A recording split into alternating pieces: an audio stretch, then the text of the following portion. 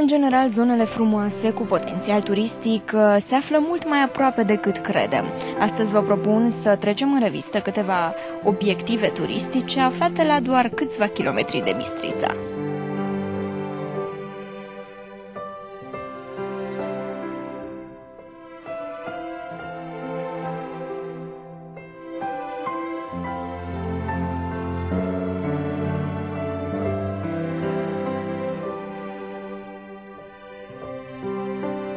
Poposim undeva aproape de Bistrița, unde frumusețile naturii te copleșesc și pretutindeni respiri aer curat.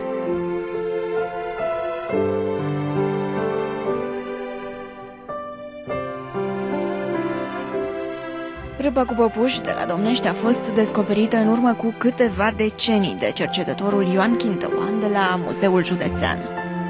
Sigur, mulți geologi, mulți specialiști au trecut pe lângă ea, au văzut-o și au mers mai departe, dar eu eram singurul care mă ocupam de formațiunile respective de piatră, de formele curioase de piatră, de, hai să le zicem, păpușile de piatră. Le întâlnisem când eram student la Cluj, în grădina botanică, pe dealul Feleac. Am venit la Arcalia, am adunat și acolo, am găsit și acolo, deci eram cât de cât un cunoscător al lor.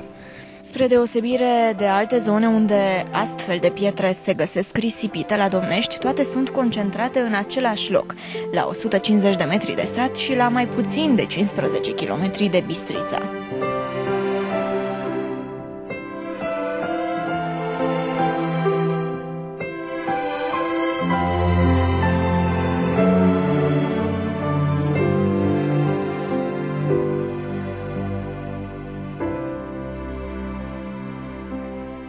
Păpușile sunt de fapt aglomerări de nisip cimentat cu carbonat de calciu și care au formă sferică, iar în funcție de formele pe care le mai pot lua, au diferite denumiri.